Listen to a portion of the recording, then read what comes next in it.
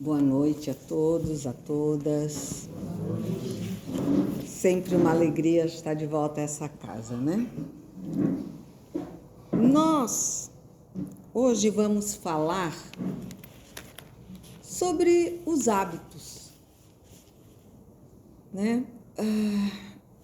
Esse livrinho, Pensamento e Vida, também pelo Espírito Emmanuel, mas pela psicografia de Francisco Cândido Xavier, né? Nós temos no item 20 o título Hábito. E quando eu me deparei com esse título, eu fiquei pensando em muitas coisas que a gente encontra na nossa caminhada, né? E eu comecei a perceber que normalmente a gente pensa assim, eu tenho que mudar os meus hábitos. O que a gente foca em primeiro lugar?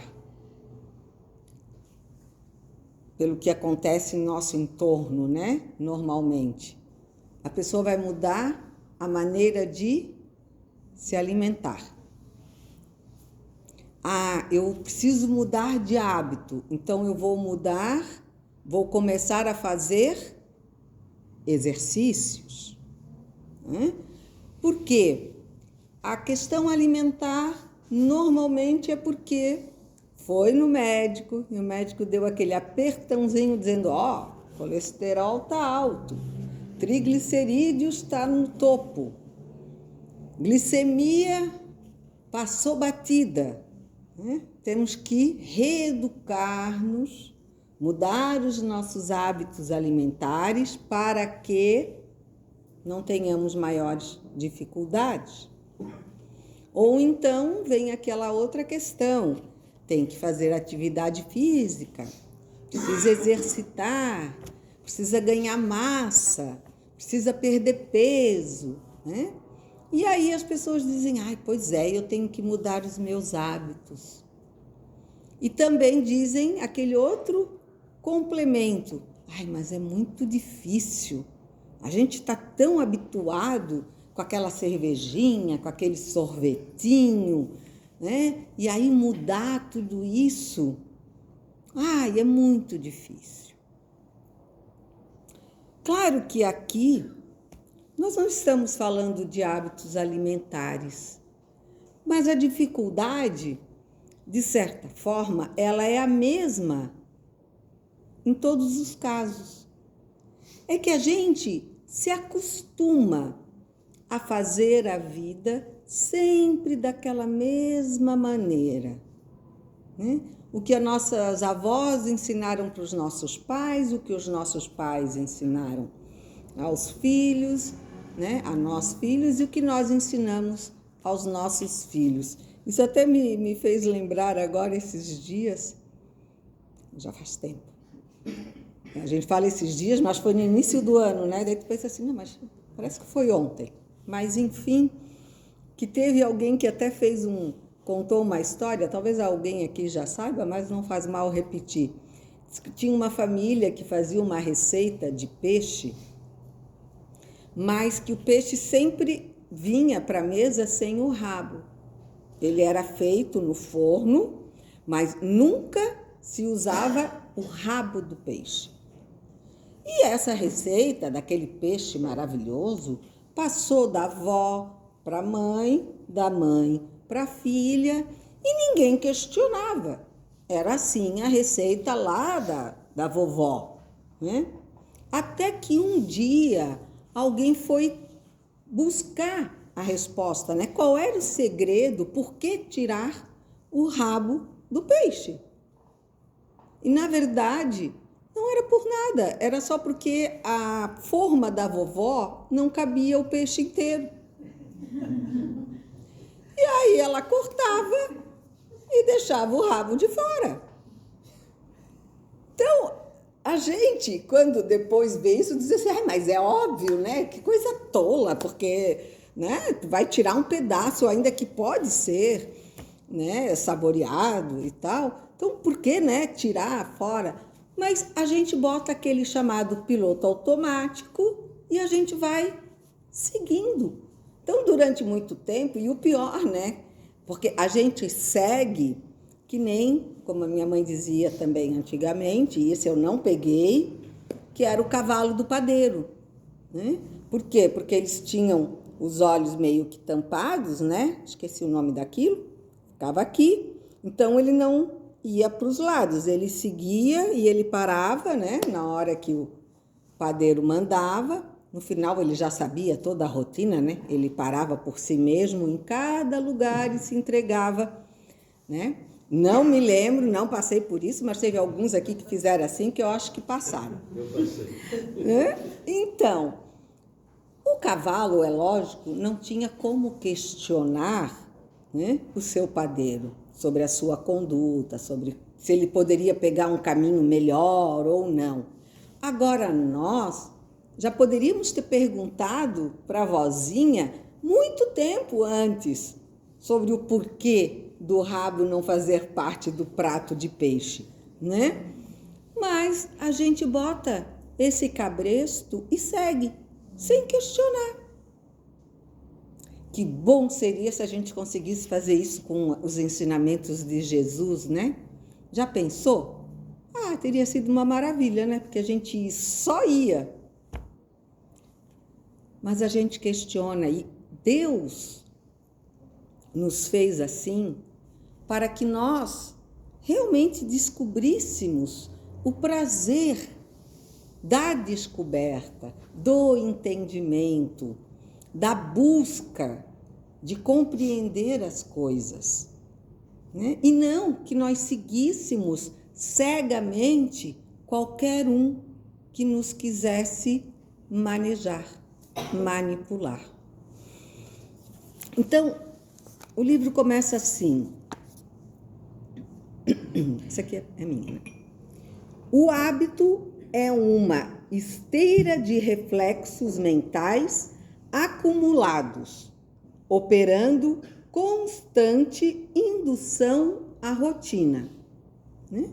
Aquela história, a gente aprendeu daquele jeito, normalmente a gente vai colocar isso na nossa rotina e aí vai ficar repetindo isso até, né? Hoje eu vejo assim, a minha mãe tem 88 anos, ficou adoentada, cada dia ia uma filha, são 4.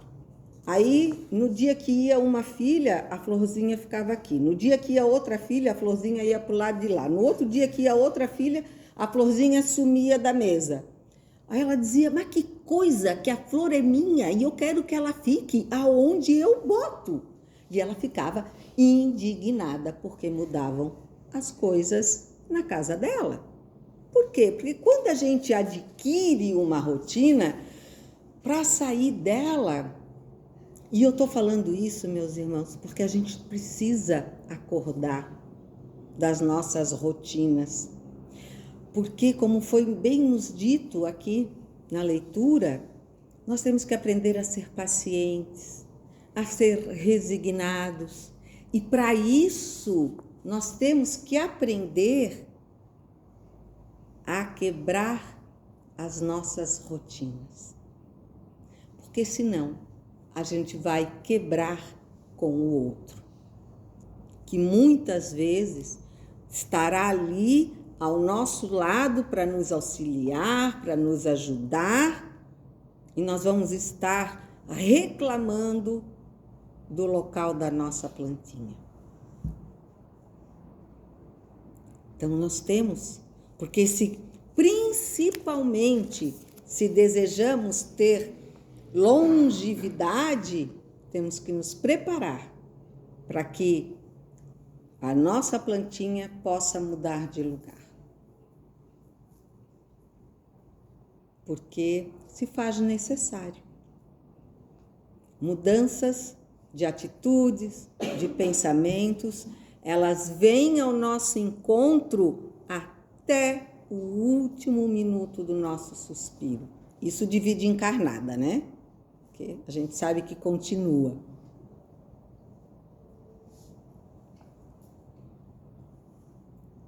Tanto é, né, que muitos desencarnados já nos contaram, né, que chegam lá e querem manter a mesma rotina que tinham na Terra, né? Café, lanche, almoço, janta, tomar banhozinho, perfuminho, né? Que é tudo como acontecia aqui no plano físico. E demora alguns até entenderem que lá a gente não tem essa necessidade. Mas vamos continuar. Herdeiros de milênios, gastos na recapitulação de muitas experiências análogas entre si, vivemos até agora quase que a maneira de embarcação ao gosto da correnteza, no rio de hábitos aos quais nos ajustamos sem resistência. Pensando, cada um de nós aqui, com certeza, não tem a idade cronológica que o nosso corpo tem, né, nessa vivência terrena. Alguns de nós aqui já têm 1.000 anos como espírito, outros talvez 2, outros 1.500, outros talvez 600, né? Nós já vivemos muito. Nós já tivemos lá no plano da primitividade, né? Então, imaginam quantas rotinas nós temos cravadas em nós. Por isso, o exercício, mas não somente aquele de caminhar e fortalecer, mas o exercício de fortalecer os nossos pensamentos. Esses que precisam ser estudados, observados, para que consigamos, se não mudá-los plenamente, mas melhorá-los. Já é uma grande conquista. Vocês querem ver? Normalmente, quando a gente dá uma topada daquela que a unha parece que entrou no dedo, quem é que diz obrigado, Senhor? Já vem na hora, né? E aí, depende do costume de casa, pode vir uma palavrinha, pode vir uma né, daquela. Pode ser só uma, como pode ser uma sequência, né?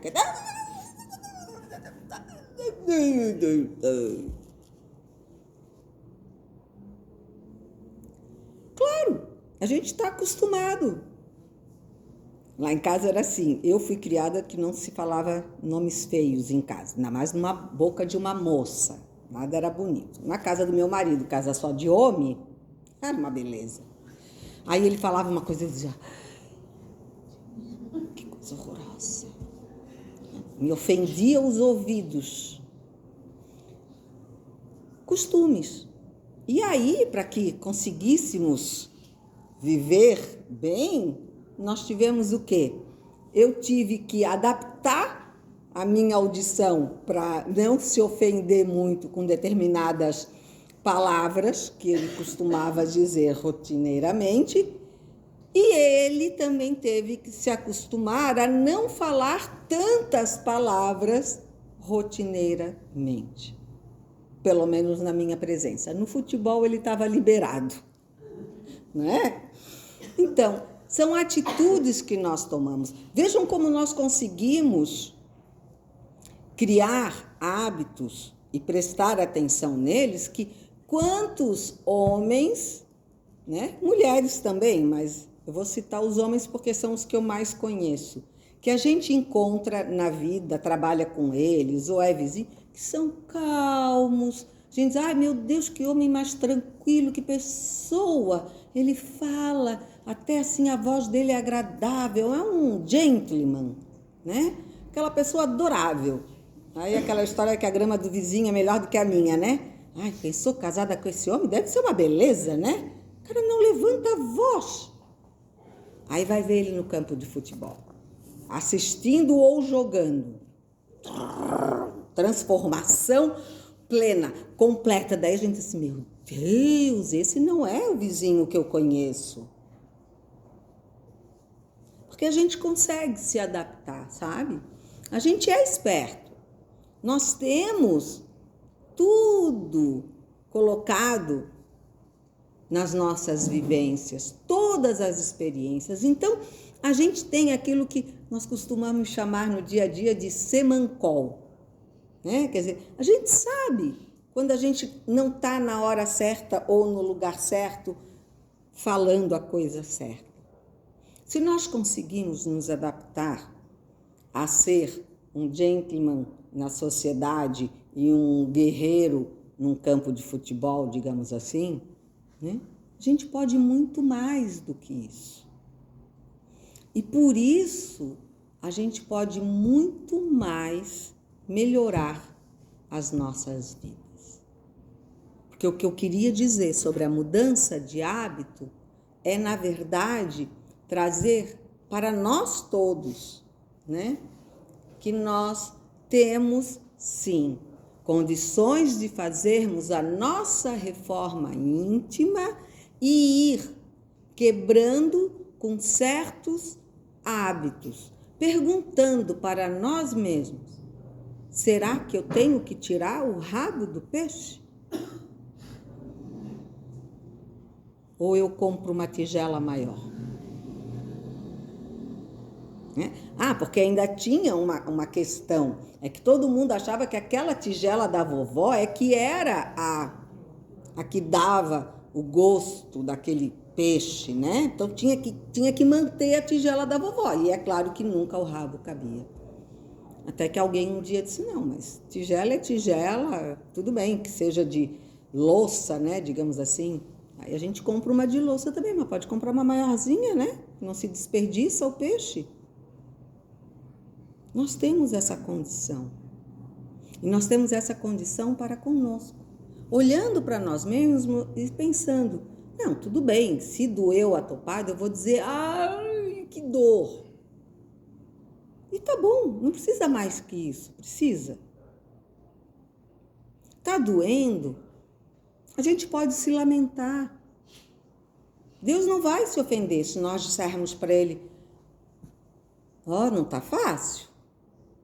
Eu sei que o meu ombro suporta, mas tá me doendo as costas. Tá pesado. Hoje eu não tô legal. Eu sei que amanhã eu continuo. Ó, tu me desculpa, mas hoje eu não tô legal. Eu tô a fim de colo, eu quero chorar, quero me lamentar contigo. Amanhã eu vou respirar fundo e vou continuar, mas eu preciso desabafar. Isso é atitude de filho. Quem é pai e mãe sabe o quanto é importante quando um filho chega para a gente e diz o que está sentindo, o que está passando. Não tem coisa mais agoniante para um pai e para uma mãe é ver um filho chegando em casa, ou filha, né? Com aquele ar pesado, triste, que a gente nota que está chateado, que não está feliz, e a gente diz: tá tudo bem? Tá. Aquilo vai corroendo pai e mãe por dentro, que dá uma vontade assim de, né, dizer: vem, me conta o que está acontecendo. Não é fraqueza. Né? Não é fraqueza. Mas a gente, às vezes, até também por hábito, né? Quantos de nós já não escutou? Não reclama. Olha para trás, vê a vida do outro, olha para frente. Então, você não tem o direito de reclamar. Mas eu não estou reclamando. A minha filha tem muito de dizer isso. Às vezes ela vem e me conta uma coisa e eu digo: ai, pois é, mas o que a gente pode fazer para isso tal? Ela diz: mãe, eu não estou querendo que tu faça nada, eu só estou te contando para que tu saiba o que aconteceu. Daí eu: tá. Aí eu puxo freio de mão, escuto tal. Então eu aprendi com ela a escutar o desabafo. Mãe, eu só quero comentar, só quero desabafar. Até porque ela é sozinha, né? Só ela e a filhinha de 4 anos, então ela não vai desabafar com a filha de 4 anos. Não tem um companheiro, então diz que mamãe, aí ela fala, depois ela vai, continua a vida. E ela me mostrou isso. E é verdade, a gente tem o direito. não é reclamar, mas é desabafar. Olha, a minha carne, essa carne que eu tô vestida para essa caminhada, ela tá cansada, ela tá pesando, ela já tá cheia de defeito. Olha, caminhar com os 2 joelhos estragados não tá sendo fácil. E tudo bem a gente admitir as nossas fraquezas. Mas, da mesma maneira como a gente chega e fala e se expõe, a gente também tem que levantar, receber o abraço e continuar. E seguir. Fez o desabafo. Mas aí é que começa. Muitos ficam ali, habituados naquela reclama. Quem não conhece, né? Aquele que já levanta, se tá calor, porque tá muito calor. Se tá frio, porque tá muito frio. Se tá chovendo, porque tá molhando tudo. Se tá dando seca, tô cheio de alergia, né? Ou aquele que não pode reclamar de nada, que também é excessivo, que também se pune por tudo, fica calado e é um robô automatizado. Não. Nada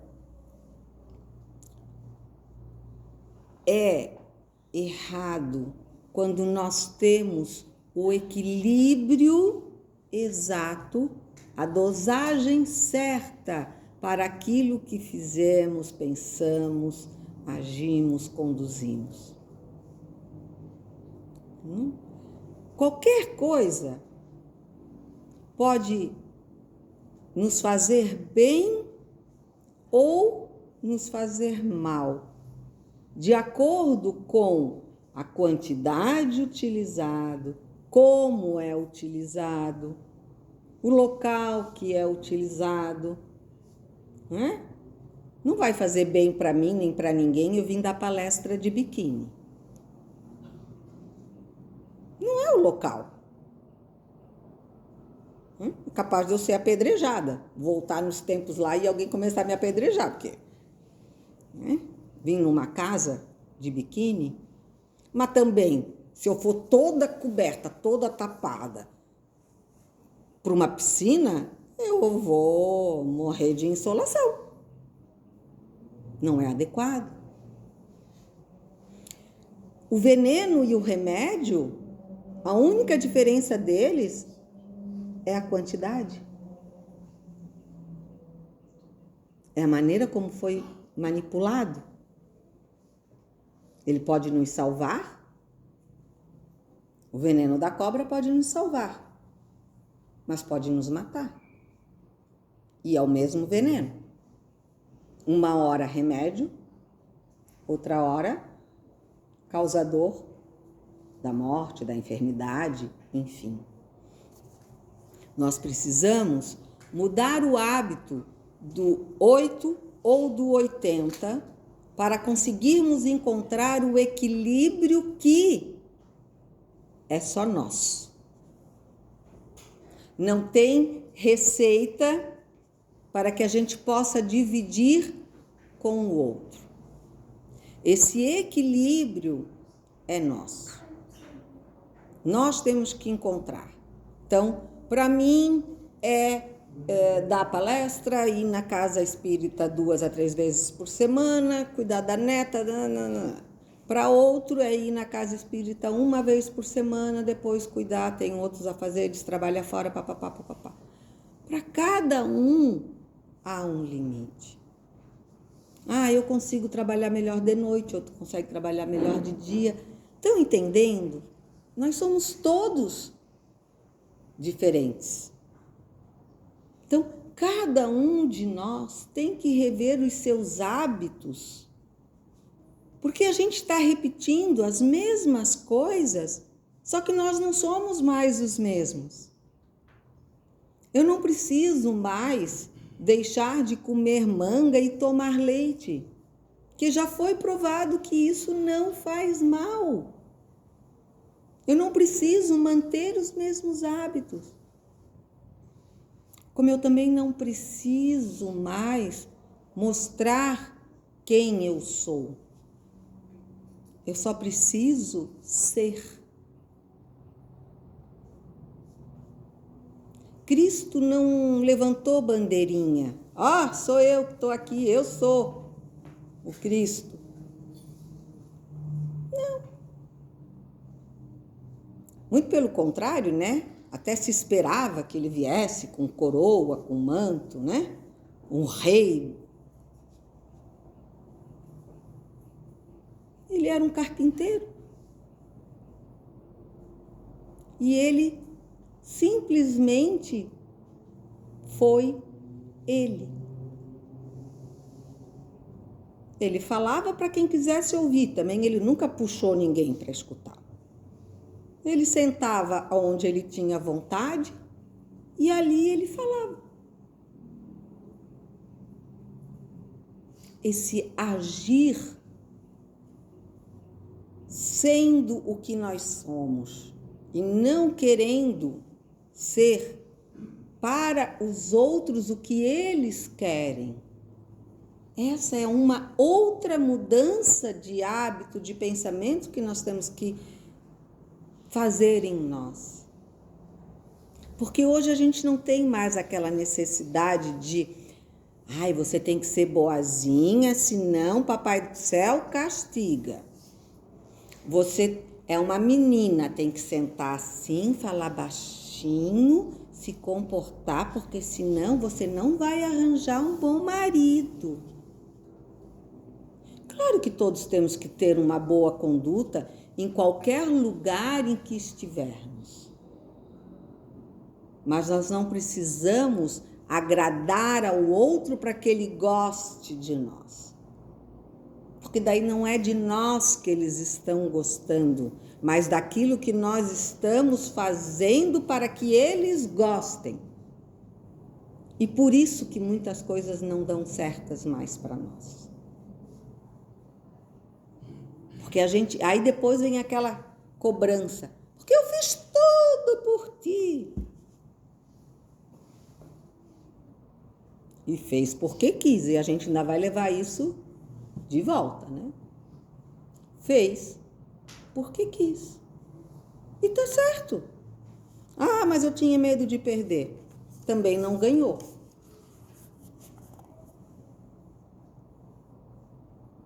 É isso que Jesus e Deus, nas suas linhas tortas, tem nos mostrado a cada instante. Mude seu pensamento, mude a sua atitude. Se ame como eu os amo. Deus não castigou nenhum de nós. Ele nos ama tanto que ele nos dá todo dia mais uma chance. Deixa eu correr aqui, senão já tenho que encerrar. Não será lícito, porém, de modo algum, desprezar a rotina construtiva. É por ela que o ser se levanta no seio do espaço e do tempo, conquistando os recursos que lhe enobrecem a vida. É claro, tem determinadas rotinas que são salutares. Que tem aquele ditado, quanto menos a gente faz, menos a gente tem vontade de fazer. Quem é que nunca, às vezes num sábado assim, dormiu até mais tarde, eu disse, meu Deus, eu dormi mais do que nos outros dias e estou com vontade de fazer nada. Outros dias eu levanto cansada, correndo, faço milhões de coisas. Hoje que eu descansei, eu estou com vontade de ficar descansando o dia todo. Porque quanto menos se faz, a gente tem a tendência de ser meio acomodadinho mesmo. Eu sempre digo porque esse corpo, ele pesa um pouquinho, a gente precisa às vezes desse repouso, mas nós temos que manter as nossas obrigações. E aí, essa rotina é boa, levantar a tal hora, faz isso, faz aquilo, vai para a escola, faz o trabalho, vai para o serviço, traz o... dinheiro do pão e do leite para casa, são necessidades da nossa vivência encarnados.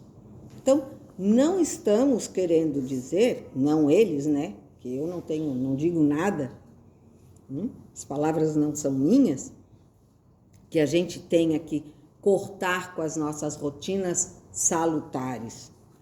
A evolução, contudo, impõe a instituição de novos costumes, a fim de que nos desvencilhemos das fórmulas inferiores em marcha para ciclos mais altos da existência. Nós precisamos evoluir. É por esse motivo que vemos no Cristo, divino marco da renovação humana, todo um programa de transformações viscerais do espírito, sem violência de qualquer natureza. Lembra quando eu falei que hoje a gente não precisa mais se mostrar? Antigamente, se num baile um homem olhava, um rapaz olhava para a namoradinha do outro, já chegavam, né? Querendo mostrar quem era. Os homens baixinhos tinham altos problemas, porque, né, era a lei do maiorzão, do mais fortão. Hoje não é mais assim. Né?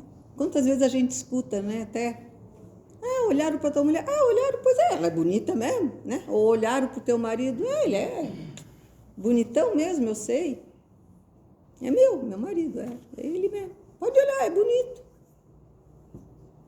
Não é tão melhor do que sair aí, né, em vias de fato? A gente evoluiu, gente. Chega, né? Vira página. Vira página. É por esse motivo que vemos no Cristo divino marco de renovação humana, todo um programa de transformações viscerais do espírito, sem violência de qualquer natureza, altera os padrões da moda moral, em que a Terra vivia há numerosos milênios, contra o uso da condenação metódica, oferece a prática do perdão. A tradição de raça opõe o fundamento da fraternidade legítima. No abandono à tristeza e ao desânimo nas horas difíceis, traz a noção das bem-aventuranças eternas para os aflitos que sabem esperar e para os justos que sabem sofrer. É isso. É isso, é renovação, é mudança, é perdoar, é não se deixar ofender. Que é claro que é o passo depois da gente aprender a perdoar, né? Porque já é difícil pra gente, né? É difícil a gente não se ofender, é aquela história. A gente é que se ofende, porque o outro, ele fala, ele joga. É que nem quando eu era mocinha, menina ainda, no primário, eu fui botar óculos, né? Hoje em dia, usar óculos é bonito, né? Tem óculos vermelho, azul, amarelo, grande. Não, no meu tempo era uma tristeza. Era 4 olhos, era um negócio quadrado que a gente tinha que botar na cara. Se combinava, se não combinava, era o que o pai podia pagar e ali ia. Aí, se alguém dissesse assim, num lugar, 4 olhos, pronto, todo mundo que estava de óculos olhava. Era padrão, era hábito nós sermos chamados de 4 olhos. Eu digo nós porque eu uso óculos, eu estou de lente. Né?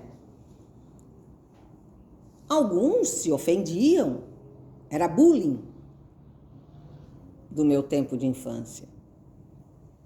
Hoje, 4 olhos, beleza? Sou eu. Eu tenho, eu uso, entendeu? E aí? Qual o problema? Era para me ofender? Ai, desculpa.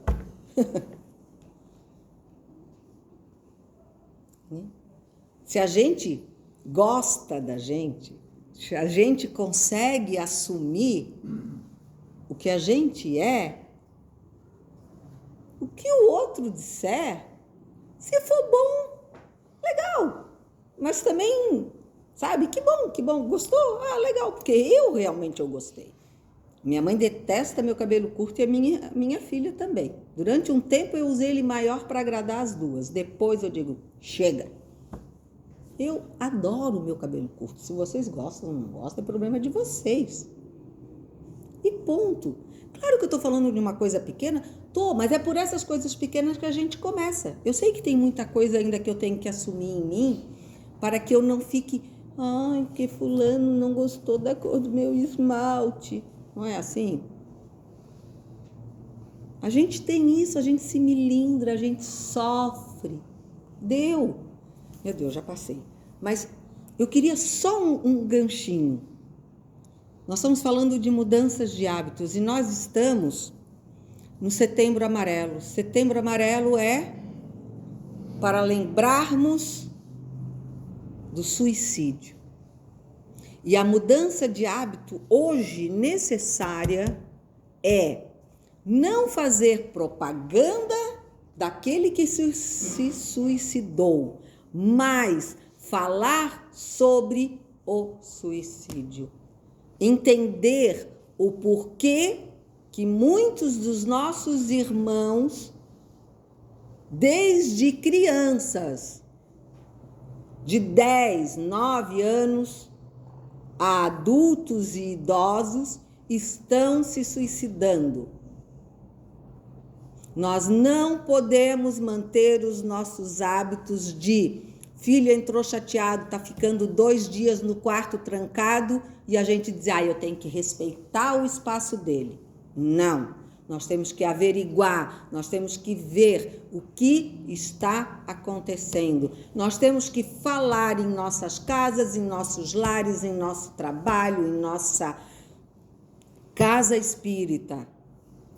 Por que que muitos querem desistir de estar aqui vivendo?